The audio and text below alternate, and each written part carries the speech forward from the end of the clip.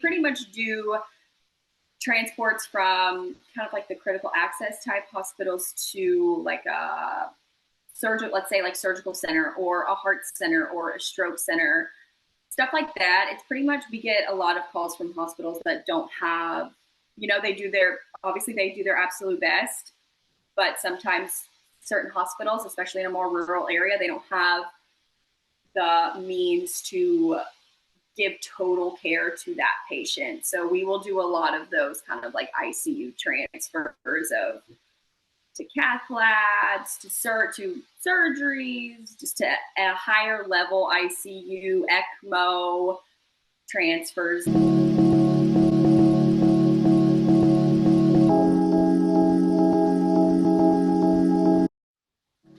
Hi, everyone. Welcome to MDF Instruments Crafting Wellness podcast. Today, I'm really excited. We have a flight nurse on our podcast today. Hey guys, my name is Hensley. I am a transport nurse. I'm a Georgia native, and I am 27 years old, so a little on the younger end for my profession. I've been flying for about 2 years now, and I absolutely love my job. Yeah, that's so exciting. We've seen a little bit on your TikTok about what a day in the life is like for you. But before we get into all of that, I'm just curious, how did this happen? Did you always know like nursing was a thing and then you found transport nursing? Or can you kind of tell us your origin story, if you will, of how you found this career and what spoke to you about it? Honestly, I was not one of those like lifer nurses. Like I did not really have a concept of what nursing was and could be. When I was younger, I thought I was going to do something in like nutrition and dietetics, maybe, because I did like science. But I was kind of introduced to nursing when I was really a junior in high school. I got pretty sick, had some chronic health issues, and I was introduced to the idea of different types of nursing, from the inpatient setting to also the outpatient setting. And one of my mom's best friends was a nurse practitioner at the time. So I sat down with her and talked to her about her path, and that kind of set me kind of on the nursing path. And kind of throughout school, like once I was accepted into the nursing program, I started to put the pieces together. I remember it was my sophomore year. It was my pathophysiology class. Absolutely loved that class. One of my teachers was a nurse practitioner in the trauma burn ICU, and then the other one was a flight nurse. And I just remember the stories that she would tell about both of them, truly. But I just remember my professor that was a flight nurse. I just remember her stories were just so intriguing to me. And on the other hand, my nurse practitioner professor, like just the critical care aspect also. So I knew I wanted to do something in critical care. And then the flight nursing thing just kind of like, it was always in the back of my head. So I knew I wanted to do ICU or level 1 ER, just because that's part of the prerequisites in order to land a flight nurse job. So I always kind of kept it in the back of my mind as like my goal. And then when I was a new grad in the ICU, my mentor was a flight nurse. So it all just kind of like really came together for me. I got a lot of great advice over the years from all of my mentors before I took this job. And it just kind of really fell into place. Yeah, it's so interesting because I talk to all different kind of healthcare professionals, and it always seems like, especially with nursing, so there's so many different avenues you can take. Like I get really lost because I'm like, wow, you can start doing one thing and hop over to something else because the skills you learned there are what you need to do here. Can you talk a little bit about what schooling was like and training was like? Because I think I noticed something that you had posted about, and I'm going to reference it really fast. How do I become a flight nurse? And you talk about the 3 to 5 years in the ICU or level 1, the alphabet course, the trauma course, national certification. Um, and some flight companies also require nurses to obtain an NREMT or paramedic license. So can you talk a little bit? That sounds like a lot. It's a lot. It really is a lot, especially when you kind of get into the thick of it.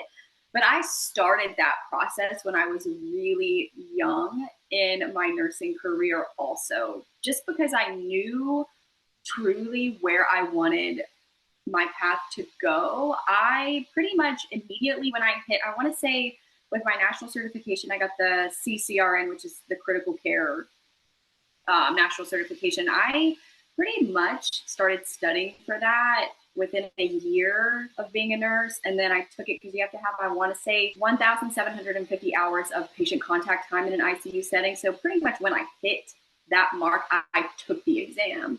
And then as far as the alphabet courses, so ACLS and PALS, those are pretty much standard requirements for all ICUs. PALS may not necessarily unless you're pediatrics, but I obtained both of those, both PALS and ACLS within my first 18 months to 2 years also of being a nurse. So I like jumped on everything pretty quickly. And then the trauma course, that was also within the first, that was probably a little over 2 years. I took the trauma course.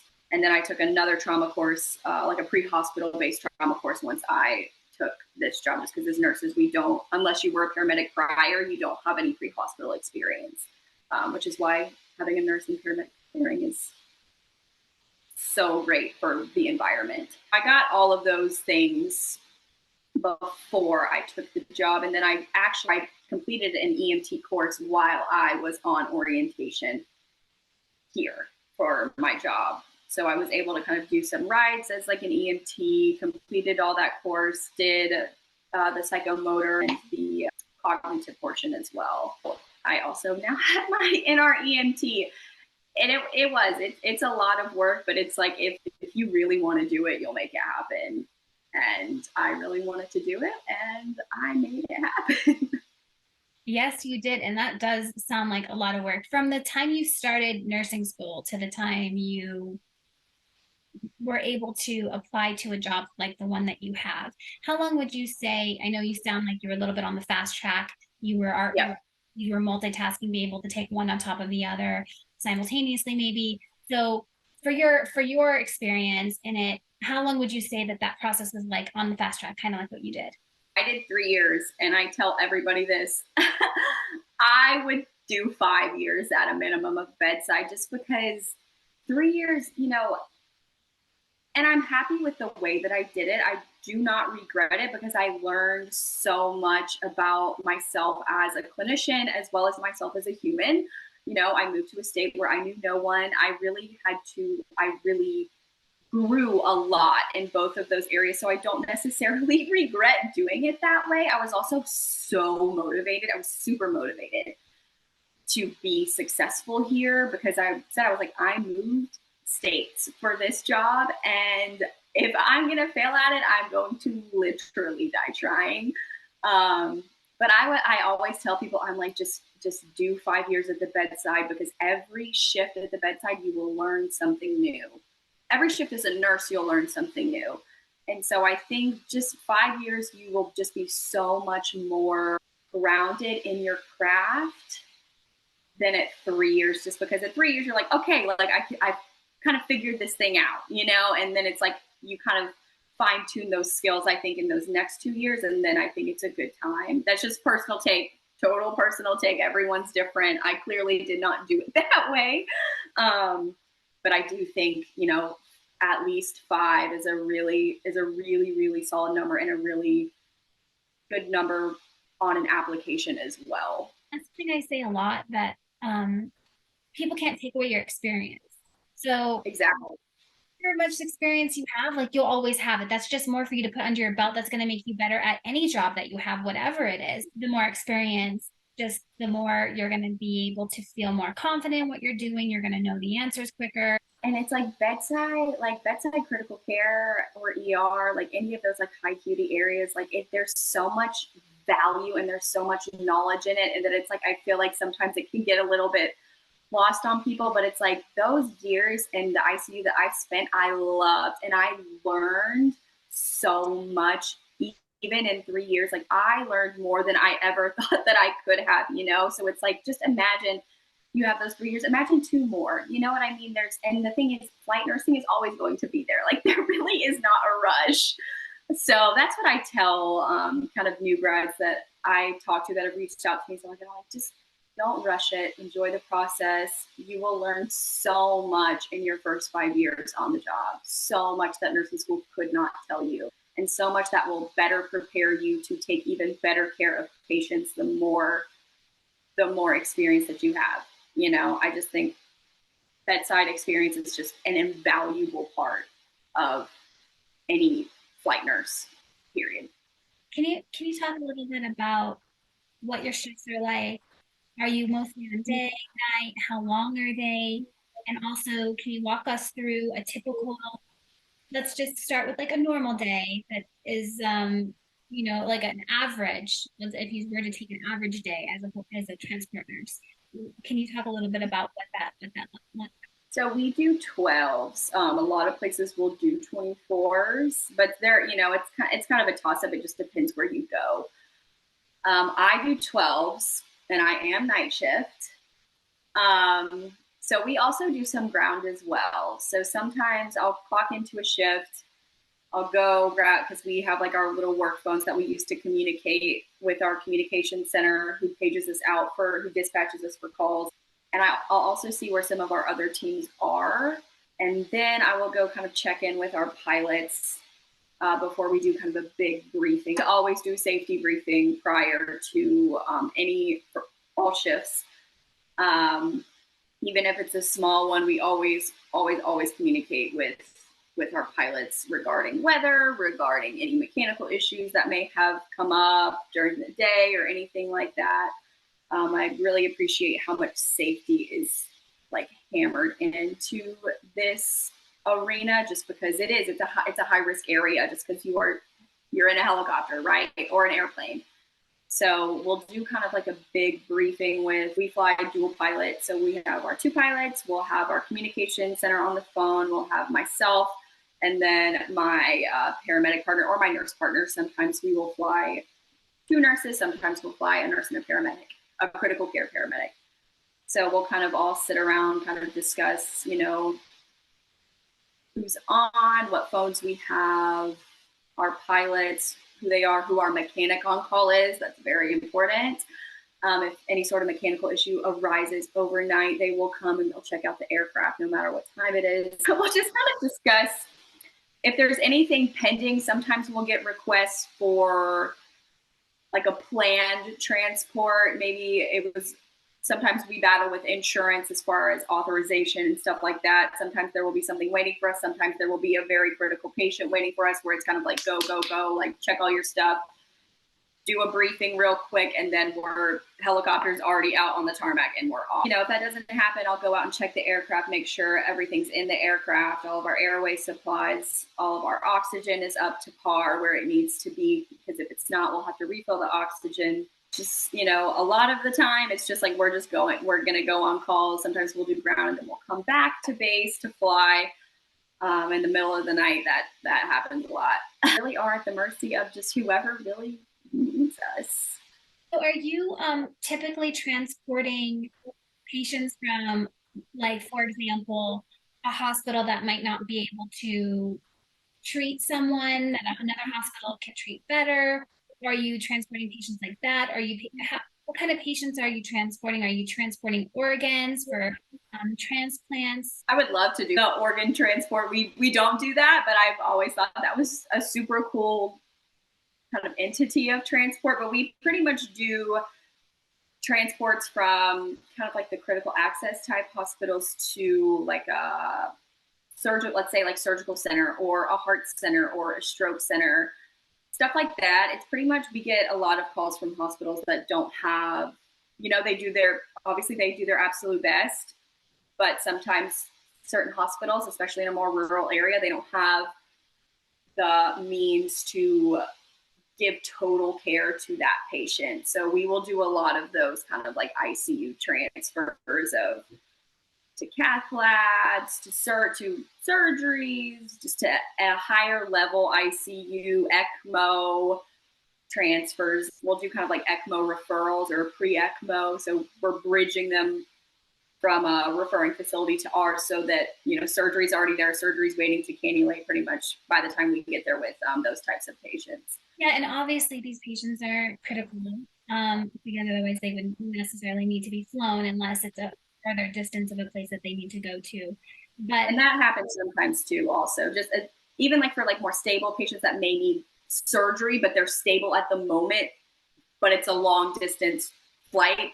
Those can be flown appropriately also. yeah, that makes sense. I wonder, since patients are so critical, this is a kind of a question I have. In oxygen, obviously we need oxygen to live, and you people can be on oxygen, but I know that altitude does altitude affect a person's oxygen, and do you guys fly at a lower altitude so that that's not really happening? A little more risky for patients who are maybe critical or maybe having trouble with their keeping their oxygen levels up. Typically, where we fly, we aren't so high above sea level, so we'll see that more in like the fixed wing environment for sure. When you see kind of a patient desatting with the altitude occasionally, but not typically in the aircraft, just because we don't fly high. Typically, we don't fly high enough in order for that to necessarily be a factor. But it's something that's always considered, is the pressure, and it's like the barometric pressure and oxygen demand as well is always considered. Yes, and when you're doing these 12-hour shifts, you said usually you'll either have another transport nurse or another um, paramedic who is a trauma paramedic. So it's not just you by yourself. No, Okay. no, I could not. No way. I Okay. could not do this. None of us could do this job solo. There's no way. And again, that's something that I never, there's so much that goes into successfully transporting an ICU patient. You are running so many drips, you are running a ventilator, you are running arterial lines, there's so much to manage. There's no way. I mean, I'm sure there's probably a way, but the team dynamic, it works. It works because it's transport to me is like the biggest team sport. Like, you have to be able to work very in parallel to your partner. Like, you both have to be on the same page. It's a team effort because it really is the two of you, and you can walk into a room and or like a trauma bay, and it is total chaos. Mhm. But if you and your partner are on the same page and you clearly communicate with them, all of the rest of it is, you of course want to listen to the physician and the nurse and report and everything like that. But there can be a lot going on around you. And as long as you and your partner are very much, on the same page as far as what your plan is and stuff like that, like, it will be a much smoother call, even if the patient decompensates, just because you kind of go in with a little bit of a game plan.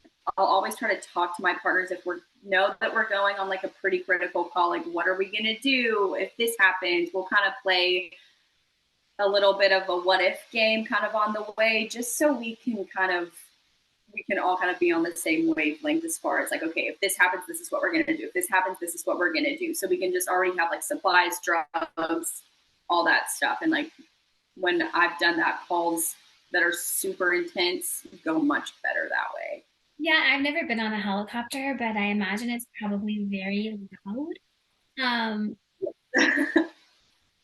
what are the challenges as a transport nurse that, I mean, obviously I know that you have your stethoscope and but how do you even hear when you're in a helicopter, which I imagine is very loud and noisy? Is that a challenge, and how do you kind of do? Really, like, so we wear obviously like hearing protection and stuff like that so we can talk to each other. But as far as, which is why an assessment is so important prior to lifting, because you really can't like auscultate it when you're in there, like, you really can't. So that's why it's, looking at other ways also to assess your patient.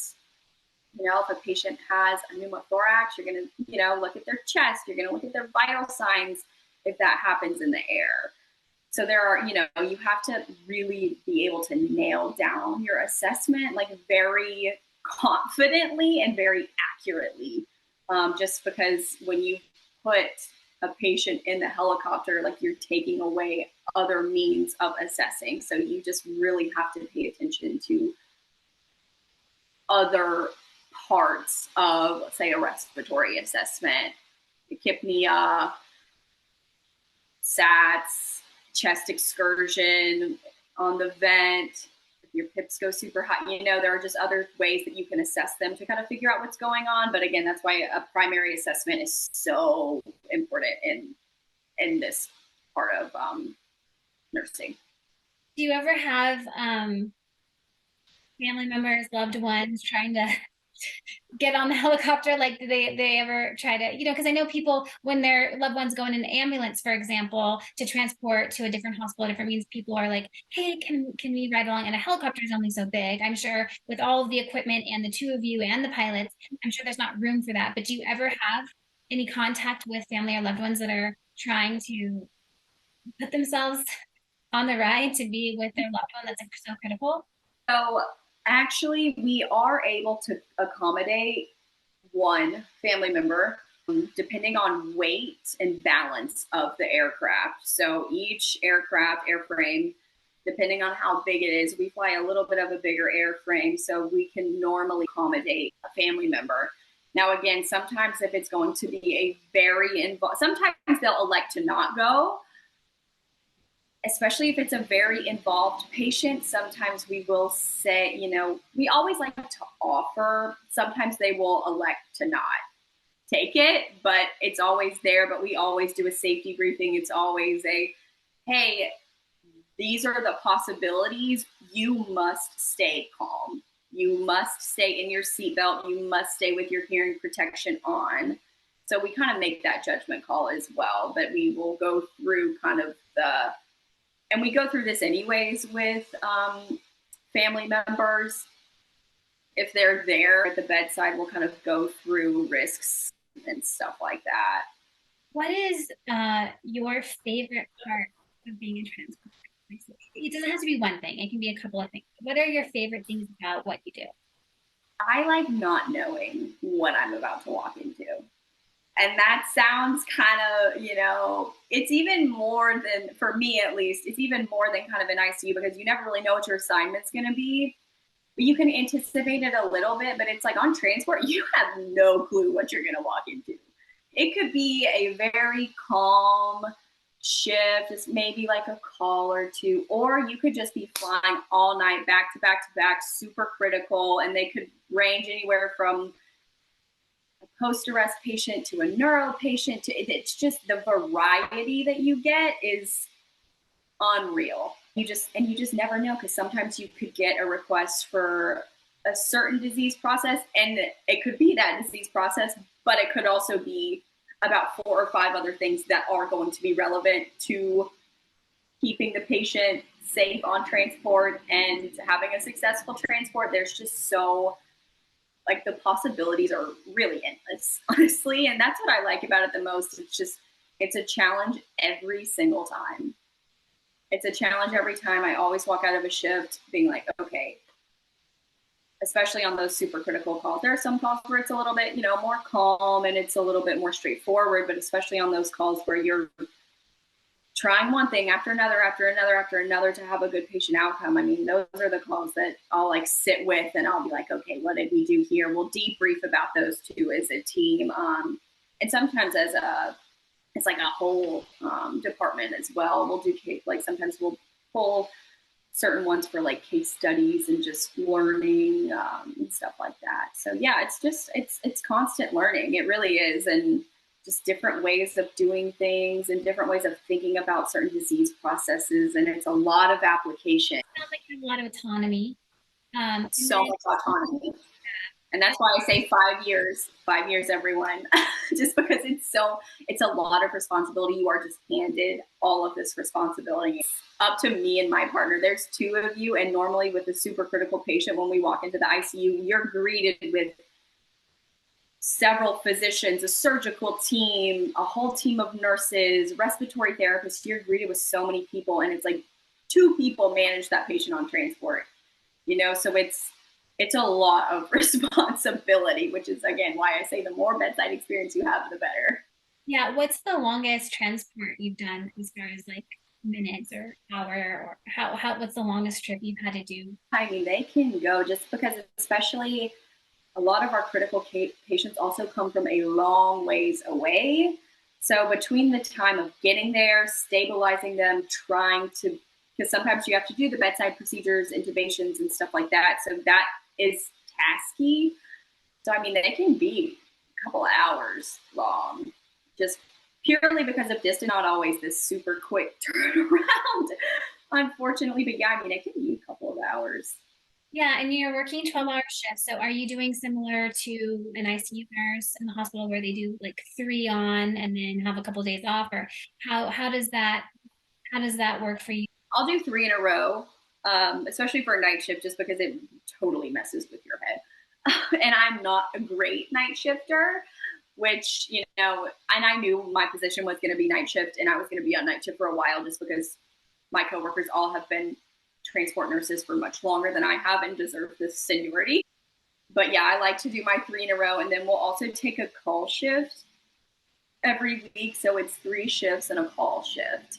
And that call shift is pretty much reserved for if our night, and it's at night. So it's like if our night team is busy on another call and a critical call comes in, they'll dispatch kind of the on-call team. But we're on call from home. So pretty much just keeping our phones on loud and stuff like that. And so the more experience you have, the longer you get your seniority, then eventually you'll be able to go into day shifts. Is that kind of the goal? Yes. I think all nurses can kind of feel this. I mean, there are some nurses that are night shifters for life, and I totally commend those people. I wish I was you. It would make life a lot easier. But I like to live my life outside of work on a day shift schedule. So the flopping back and forth, I've gotten a lot more used to it now, being on night shift for over, because I would alternate when I was bedside. So I would spend time on day shift and then time on night shift. So I kind of still got like a little bit of a normal schedule, but being truly on nights has been a really long adjustment period for me. I imagine it's hard. I know that there's all kinds of tricks, the blackout curtains and all of that stuff. Can you tell me what time does your shift start? Are you starting at like 6 p.m. to 6 a.m.? Are you starting later? What time typically are you starting your 12 hours? So we start at 7 p.m.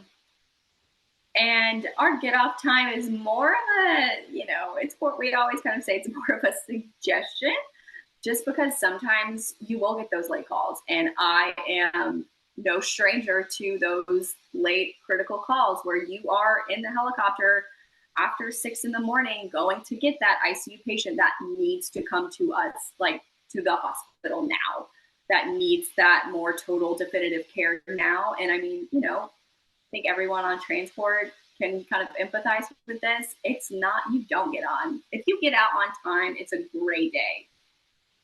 But a lot of the time, that's not always the case. I've gone a couple hours past my get off time, and it's all for purpose, right? Like, you're not just going to abandon the patient. And again, on the flip side, if you're in the helicopter and it's, 7:30 in the morning, you're going to finish that call. So, I think you have to be very adaptable to do transport, just purely because it's organized chaos as far as like shift times and stuff like that, like getting off on time. And it's a lot. And you have to be ready to kind of do whatever within the means of your job. Let's say the aircraft is down for a mechanical issue and the mechanic's working on it. Yeah, you've got to start driving. Or yes, it's 6 in the morning, but you've got to go pick up this patient. Like, you have to just kind of be able to roll with the punches. And even with the patient, because again, what you get on that dispatch, there could be 1,000 other things wrong with that patient that is going to be relevant to you and your treatment of them. Yeah, it doesn't sound like a job for people who are really OCD. Like, I clock in at this time and I clock out at this time, and I'm very organized time. It feels like you have to be very flexible. And in those cases, if you're working like 2 or 3 extra hours past your 12-hour shift, are you still expected to come in, obviously, for your next shift right on time? So you're just not getting as much rest and sleep. So we have to, at a minimum, get 10 hours of downtime. It's about 10 to 12 hours. So, I mean, and the good thing about ours is we have kind of a little bit of a buffer. It's not just like a day and a night shift. We do have like that kind of like an ER. There's like some overlap with us also. We do have a shift in between days and nights. So there is a little bit of a buffer if, you know, if we get off late and we are coming in at like 8 or 9 p.m., like there is still a team on at that time. So there is some wiggle room there for like just automatically kind of built in as well. Obviously, for a really challenging job, it's a high stress environment. You know, people's lives are at stake. There's a lot of pressure. So I kind of want to talk a little bit about, obviously you have to be extremely strong mentally to be able to keep your cool and get this done. And, you know, also know that like at a certain point, there's only so much you can do. Yeah.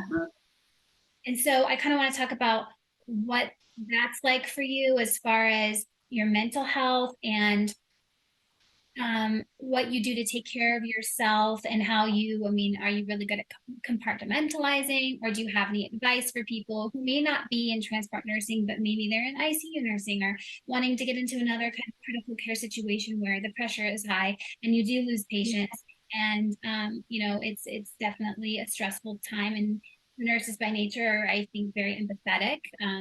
And so how do you kind of protect yourself and get back to like staying, you know, mentally sane with all that you go through?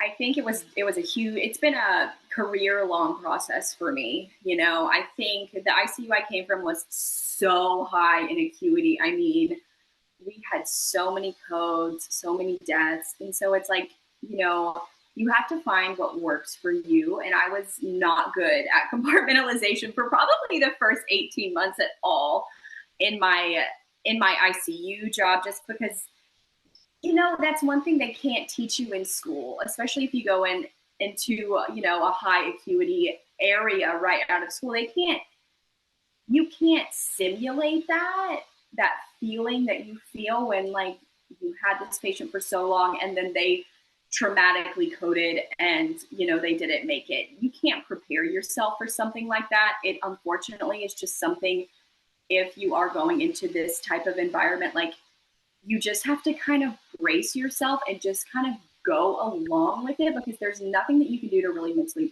prepare. And you know, I was very naive to that. And so I think if you kind of go in with that awareness of like, okay, it's going to happen and I'm probably going to feel a certain way about it. I don't know what that feeling necessarily is, but just kind of anticipating that, I think is, you know, could be beneficial for some people. I know it would have been beneficial for me, because I don't know why it was just so shocking to me, like that feeling of, you know, because we're human beings, like, especially if you've been caring for people, like for, you know, an ICU patient for however many shifts in a row and something happens and they pass away, like that's really difficult. And that's something that I don't think a lot of people really touch on, about how, yes, it's horrific for the family, 100%. It is horrific when it happens, but you also feel some type of way about it. And I would take it home and I would like ruminate in it, and I just would feel some level of guilt, even though I know it wasn't me type thing. And so I think just over the years, like learning, I said, okay, Hensley, you can feel this grief for 24 hours and then we've got to keep going. You know what I mean? Like, I feel like I'm good now, like letting myself feel a certain way, whatever that needs to be, feel sad, angry, whatever. And then unfortunately, you've got to move on, because in order to go back to work, you have to be able to move forward. And I think I really hit like kind of a fork in the road when I was a newer nurse. I was probably almost 2 years into my job. I had a really traumatic code. And I was like, I don't know if I can come back from this. And I just kind of had to decide, I'm like, move, like you're gonna either have to do something else, or you're just gonna have to make the decision up in your mind, you know, remember, but move on. And I think finding those outlets, you know, whether it's going for a run, writing in a journal, going to therapy. We love therapy. Going to therapy, just doing something to kind of remind yourself that it's okay and that the world does keep turning. It's like, as a nurse, like in order to keep going back, you have to find a way to move on. And as far as like dealing with the pressure of this job, I mean, that was a whole other set of challenges in and of itself, because it really is you on that helicopter. And, when things happen, it's hard to think, you know, could I have done this? Could I have done that? Did I do this right? Which is why I'll always ask physicians, or like I'll run things by, my team members that have been transport nurses much longer than me, kind of what they would do just to better myself for the next time. And it's not anything, necessarily like life and death even. It's just, this is kind of what I did. This was the scenario. What would you have done if you were in my shoes? And I think that, especially in this type of environment where there is so much pressure, asking people, humbling yourself and asking people that know better than you is the most, if you can do that, I mean, I think not necessarily you'll be set, but you'll set yourself up for more success if you can humble yourself in that way. It's invaluable, I think, when you can. It's. I don't think this is a trait characteristic that everyone has. I can relate to what you're saying because in my life I'm very similar. If there's something that I come at some sort of thing that happens and I handle it a certain way, I will kind of go back and look at it from every angle and every perspective that I can and think, okay, where could I have improved here? What could I have done better? Could anything that I have done change the scenario or fixed it or whatever it is that I'm trying to do? But I will ask others' opinions, and it's not that you're not sure of yourself and the decisions you made in the moment, but it's Totally. a collaborative effort of saying, well, from your perspective, what would you have done? And that's a great way. That only makes you not only an incredible nurse, but also I think a better human being because Totally. in all aspects of our lives, if we can go through and try to understand from other perspectives, like there's things we miss all the time. And it's Absolutely. right. When someone is sick, it's we're all unique. Every single person on the planet is unique. So the way that I get sick, even if we have the same sickness, is not going to be the way that your body handles the sickness. We're going to have Exactly. failures in our bodies in different ways and different strengths. And so, it's part of that is like a guessing game. Like what's going to work on one patient might not work on another patient. But by getting Absolutely. Happens all the time. yeah, by getting that invaluable information, then when you can recognize, okay, this patient is similar to a patient I had before. Now they're not the same, but they have similarities. Now, what maybe would have worked for them can this possibly work for this patient, rather than more guessing around. But I think what you're talking about is extremely valuable. I would always say to people, always ask questions, always So try yes. uncover more truth and just uncover more possibilities of a situation because I feel like it's like a lock. There's a million different passcodes you could use. And There's so many. yeah, so And it's yeah, I definitely think for a job like this, you have to come into it with a lot of self awareness of your own skill set.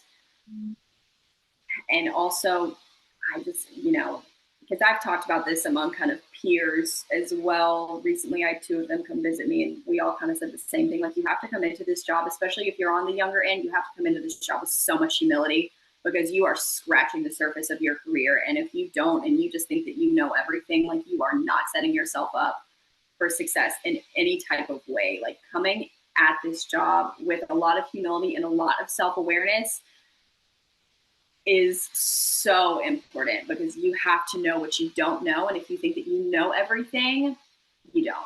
yeah, and your nursing, healthcare in general, is I feel like one of the only careers, or maybe the only career where, well, I guess first responders and stuff as well, but is a career where Yeah. you can die multiple people can die in a shift that you're on and you have to just continue as if nothing happened. I mean, you have to continue doing your job and not be emotionally affected by this trauma that you just experienced because even if you don't know the person that well, even if you haven't had shifts with them, it's still a human life. It's still going to make you feel something, so Yeah. in that expectation of like, oh, I lost a patient and now I have to go take another call and I have to go and I have to go give all my best for this other next patient. That has to be just it's the strength that you and everyone who does that has is just it's unfathomable. I think it's not talked about enough because then you have to go home on like your personal time, Mhm. and then you have to like deal with all the emotional aspect of what you've experienced.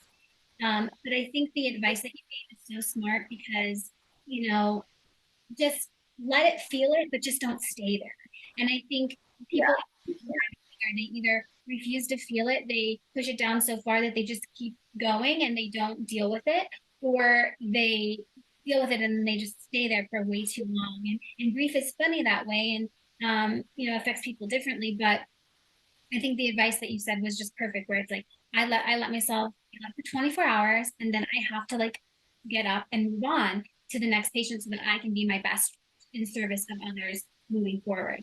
But that doesn't mean that you don't feel things. But I think Yeah. cap on it, you're like, okay, like I understand I can't feelings aren't bad or good. Like we gotta get them out somehow. We can't just let them sit in our bodies. So let me feel it. And then if I'm still feeling it past 24 hours, I gotta say, nope, we're done. We can't, we gotta Yeah. move on. You have to set really strong boundaries with yourself and with the job. Like you really do necessary skills to set those boundaries because especially in a high acuity area, it will eat you alive if you don't set those boundaries with yourself and with your job. That constant in your face that you're with your career facing these people who are very sick or on the verge of death or they're extremely vulnerable. I would think that would make you value life in a different way because you're surrounded so much by the opposite about by like the end of the life or the fighting for the life that it would make you kind of just value your time even more and value and appreciate the preciousness that is life and the gift that we have every day to just be here and be alive and be healthy. Do you have any thoughts on that?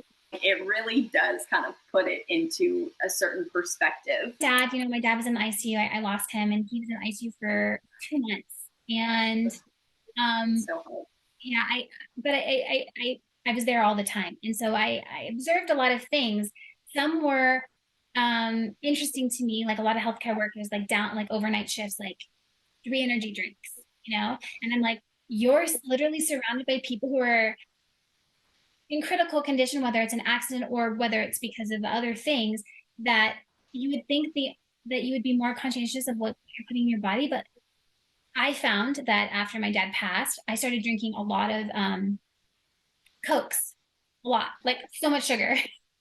And I like it was almost like a self-sabotage thing, like almost just dealing with the grief and the stress and whatever. And I like the taste of Coca-Cola. So it was here me drinking Cokes. And I thought about it and I'm like, wow, when you're really stressed out, even though it's so counterintuitive, right? You're thinking, oh, I should be yeah, eating way more healthy. I shouldn't be eating these chips or this soda or these energy drinks or whatever it is. But for some reason, I found myself doing the opposite. And I find when I was in the hospital for those 2 months, I found a lot of healthcare workers kind of also emulating that and like doing the opposite. And so I just wonder, is that a battle you work? Or are you really conscientious about what you're putting in your body because of just the preciousness that is life? just kind of doing the best you can to like kind of stay awake and like get through the shift because I mean it is exhausting to stay up overnight, night after night, and just and be especially in an ICU and like be on and be able to think like sometimes it takes people a lot of caffeine.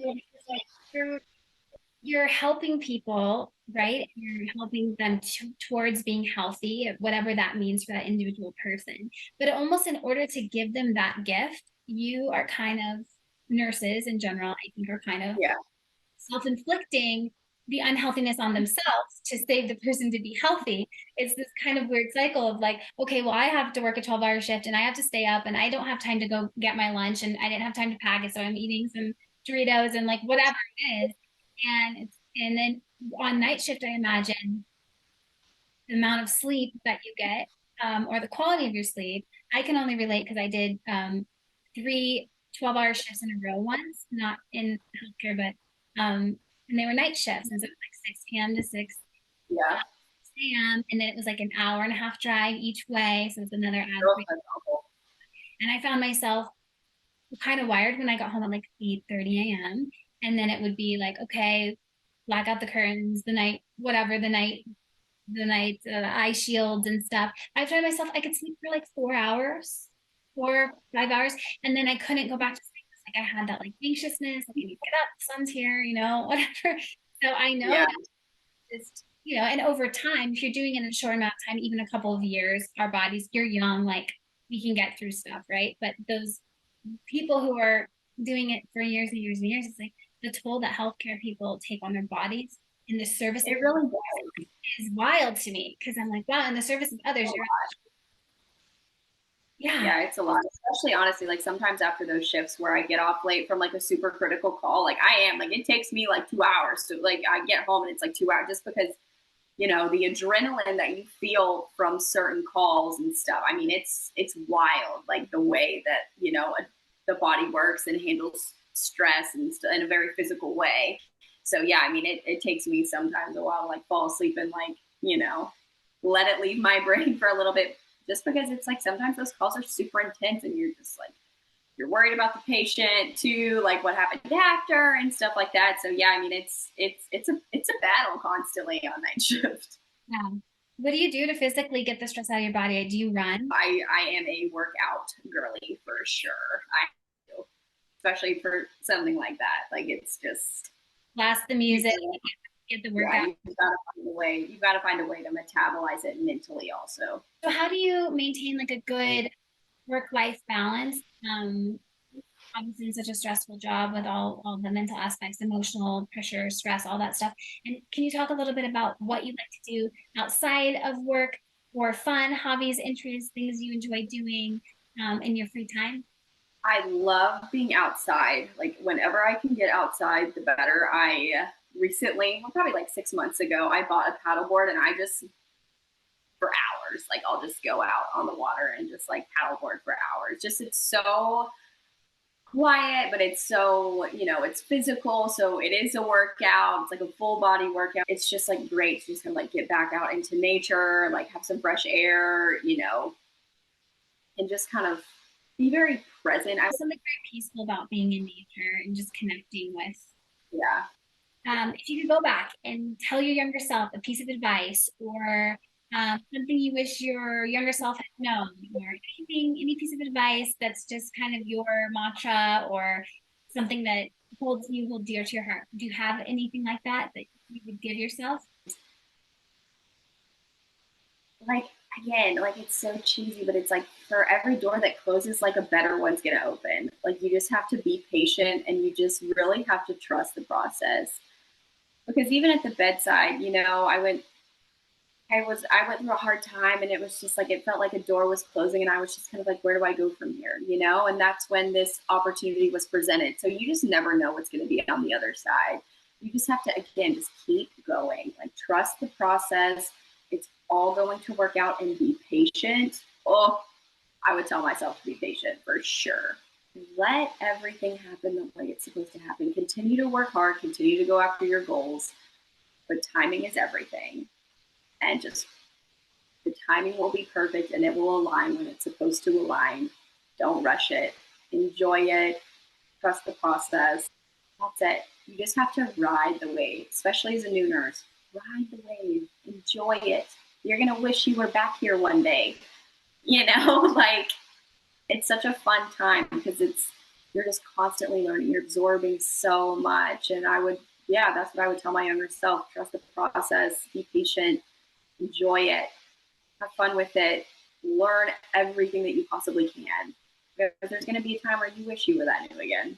That's really good advice, especially in healthcare. There's a lot of times you can get discouraged, you can't pass the test, or you have to take it again, or there's so many avenues of disappointment that can happen throughout life, no matter what you're doing.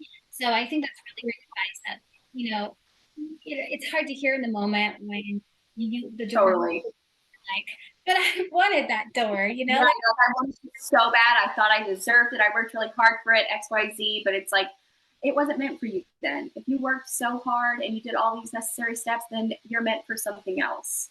And again, that's another thing I would tell myself, you are meant for something else.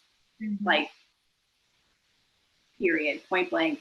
If a door closes and you did all this necessary work that you felt like you were supposed to do, take the feedback and keep going, because something else is just around the corner. Yeah, I couldn't agree more. Can you tell me what your stethoscope meant to you?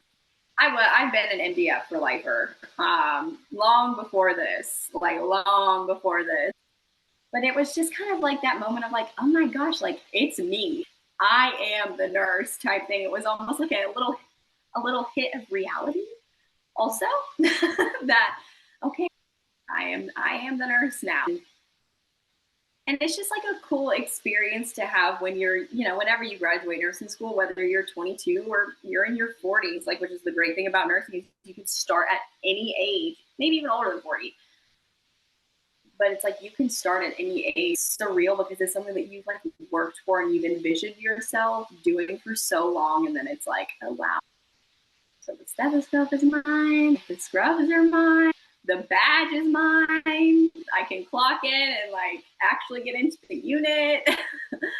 And it doesn't say student, you know, it's a cool experience, which is why I tell people don't wish it away. Be excited about your first stethoscope, be excited about your first hospital badge. Like, it's such a fun season to be in. And it's, you know, just don't wish it away, because and always feel the joy, you know, always feel the joy of that first stethoscope. We all geeked out over our first stethoscopes and stuff. I mean, I know I did, like, and my friends too, you know, like everyone geeked out over it. So geek out over it, enjoy the process, because there will be a time when you're not in it and you wish that you were. It's like when I was little, my parents told me, "You're gonna want this back. Like, this the best time of your life. You don't even know it." And I'm like, whatever. I want to be an adult so I can pay my own bills and like do whatever. Exactly. Oh, overrated. So overrated. Oh my God. Overrated. Being an adult is overrated. Adulting is overrated. I agree. So for everyone listening and watching, they're gonna want to know where to follow you. I know you're big on TikTok, a lot of content over there. I think you do have an Instagram, but I'm not sure if that's a place where people can go follow. But can you go ahead and drop wherever people can come find you if they want to follow you or talk to you or ask you questions? And if you wouldn't mind when you say it, if you could also just spell it out for people who are just auditory listening, that Yeah. way. So I want to say on TikTok right now, I am Nurse Hens, so NURSEHENS, and I want to say my @ is just Hens, HENS. That's what everyone calls me. It's obviously short for Hensley. I'm mainly on TikTok. That's where I put all of my nursing stuff. I'm starting to dabble in Instagram, but I don't know. Instagram's like a whole other beast for me. Same handle as TikTok. Hensley, thank you so much for joining our Crafting Wellness podcast. You're very inspiring. We love watching you and all the content you make and the awesome career that you're doing and being there for people during these really chaotic times in their lives. It's really cool to watch and we're rooting for you. So I just want to say thank you so much for your taking the time to join us today. And we value and appreciate you so much. No, thank you guys again. Like, I have loved the company for years. So when I saw, I think you guys like liked something like, you know, a couple months ago, I was like, oh my gosh, like I have to send them a message, you know? So this has been it's been really cool for me, you know, little new grad Hensley would like, you know, be screaming and stuff. So thank you so much for your time and having me on.